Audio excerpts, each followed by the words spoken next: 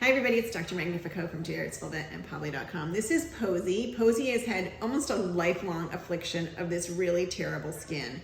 She itches and scratches herself to the point where she loses all this fur. Her skin just looks all scabbed and and gross, and she is really focusing a lot at her head and face. And then quite often we see the barbering on her legs. So we call it barbering. She's chewing here, she's chewing here.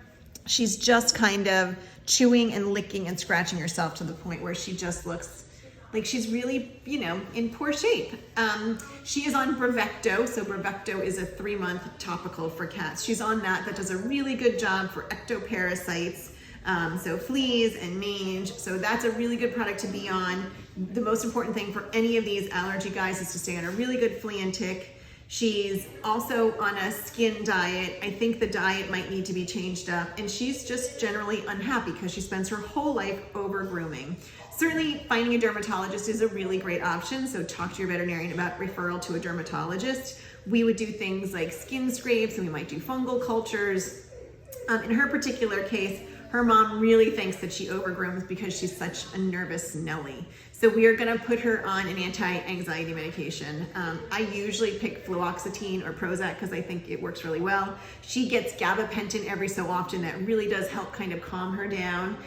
We're gonna do a full blood work panel today, so there's another good thing to look at. And then I'm gonna talk to her about going on a hypoallergenic or novel protein diet. I really think some of these guys just need to go there.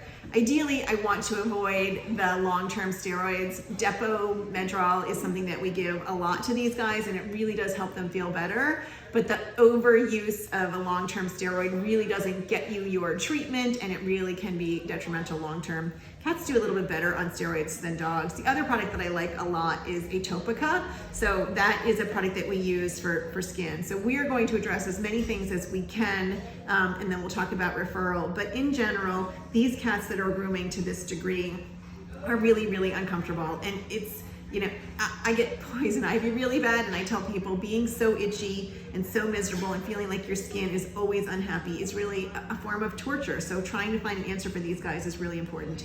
Don't just put an e-collar on them and call it a day.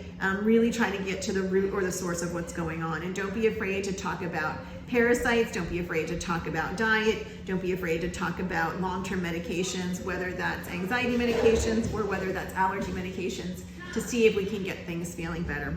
I will keep you posted. Her mom is really committed to her long-term care, and we're gonna do our very best to get this resolved. The last thing that I need to mention is in some cases we do a biopsy. So doing a biopsy is a really, really good way to get yourself some help. Ask your veterinarian to send it to a dermatologist who's a pathologist, so get somebody who specializes in dermatology, and that might be your answer, but you gotta go through all the rest of the things first. Fleas are the start. Secondary infection is another good place to start. Talk about diet, talk about long-term medications, and then do biopsy last.